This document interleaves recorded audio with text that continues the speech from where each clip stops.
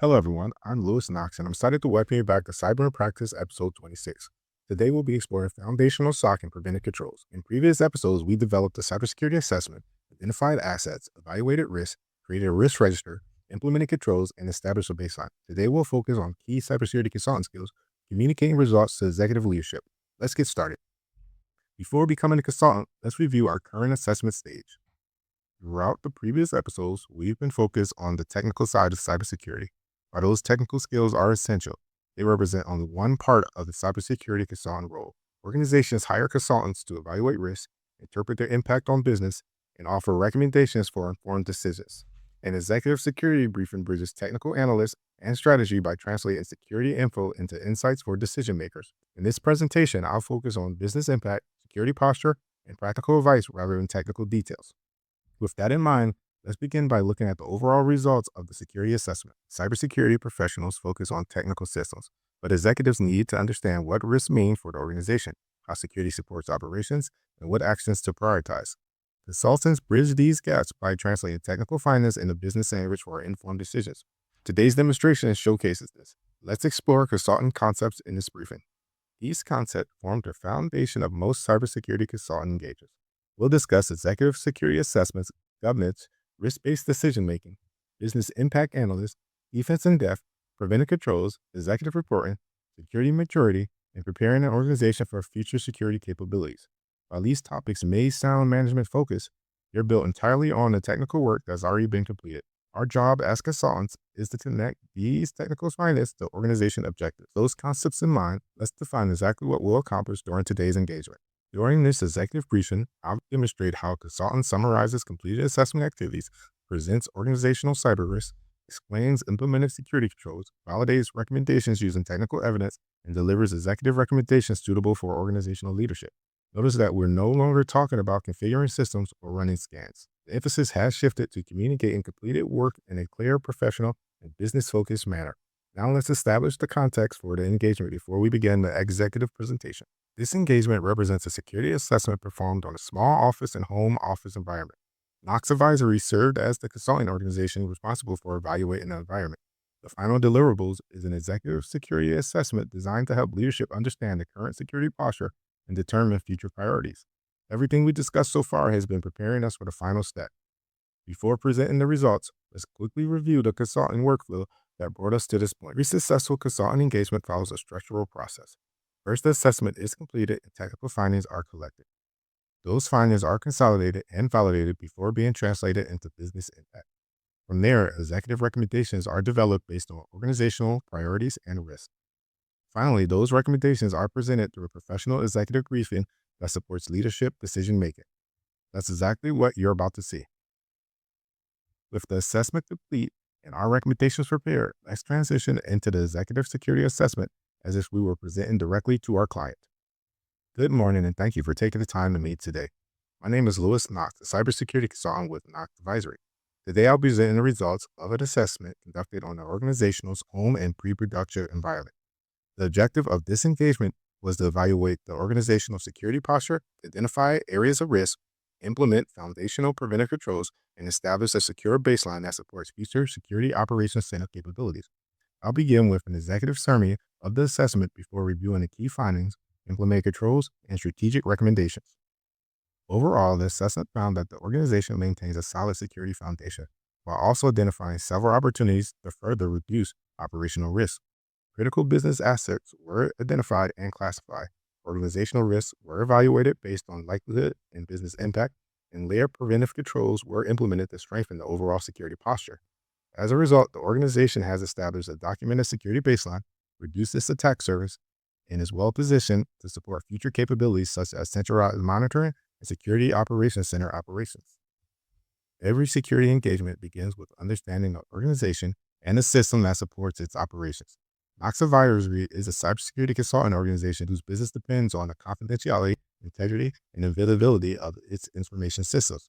This assessment evaluated the organization home and pre-production environment to determine whether existing safeguards adequately protect critical business assets and support operational objectives.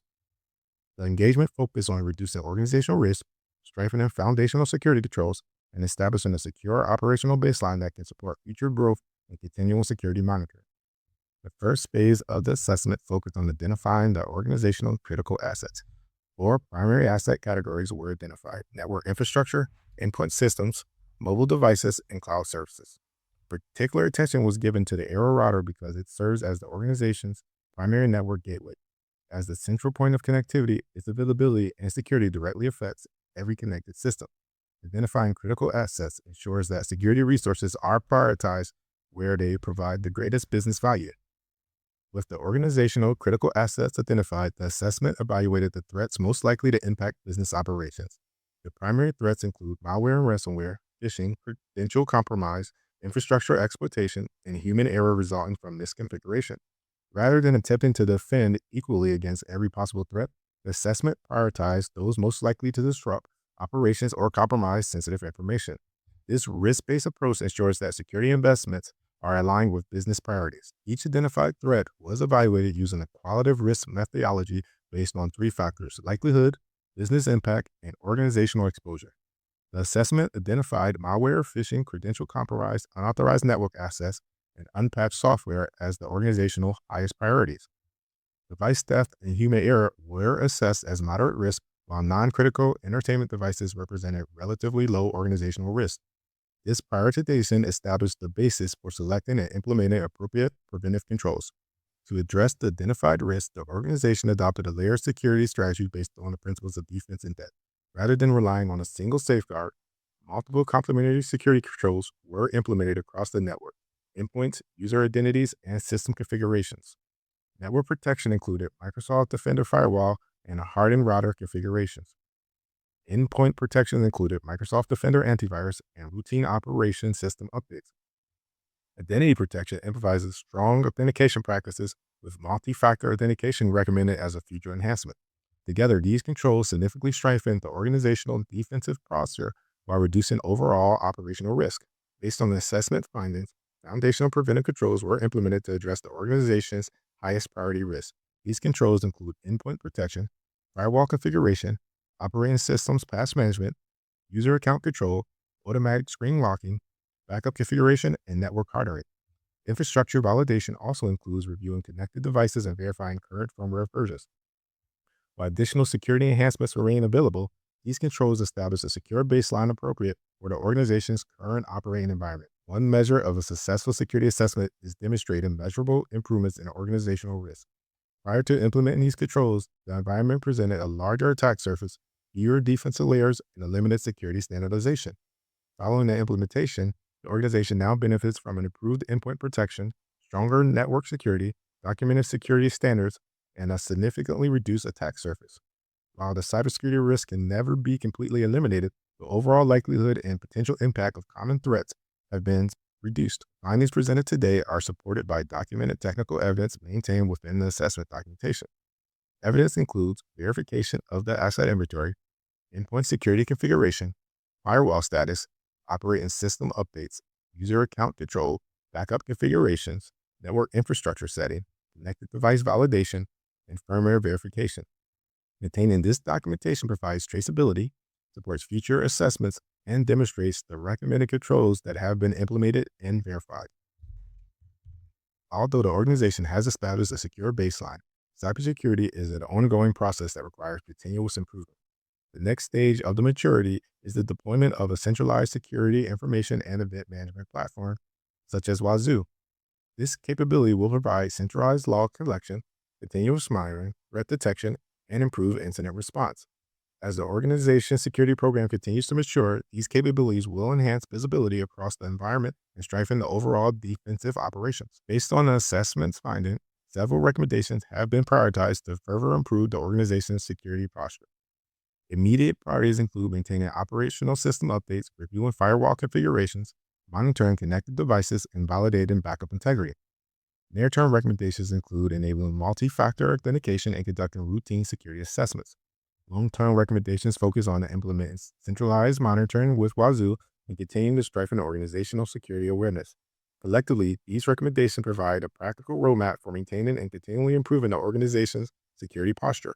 In closing, the assessment achieved its primary objective of establishing secure operational baselines for the organization. Critical assets were identified, organizational risks were assessed, preventive controls were implemented, and measurable improvements were made to the organizational overall security posture. The organization is now better positioned to support future security operations capabilities while continuing to mature its cybersecurity program through continuous monitoring and ongoing risk management. Thank you for your time and attention. This concludes the executive briefing, and I'll be happy to answer any questions. Now that we've completed the executive briefing, let's step back and review what was demonstrated. Rather than focus on technical implementation, the presentation emphasized communicating completed assessment results in a way that executive leadership can understand and act upon. We summarized the assessment, explained organizational risks in business terms, presented validated preventive controls, discussed future initiatives, and concluded with a strategic recommendation that supports informed decision making. This is where technical expertise and communication come together. So, what are the bigger lessons we should take away from this engagement? This episode demonstrates that completing a cybersecurity assessment is only part of the consulting process. The real value comes from translating technical findings into recommendations that leadership can understand and use to improve the organizational security posture. Technical assessments establish the foundation. Executive communication transforms those findings into business decisions. Whether your goal is to become a consultant, a security engineer, an ISO, or a future CISO, the ability to communicate effectively is just as important as technical knowledge. Thank you for watching Cyber in Practice. If you enjoyed this demonstration, stay tuned for future Cyber in Practice episodes.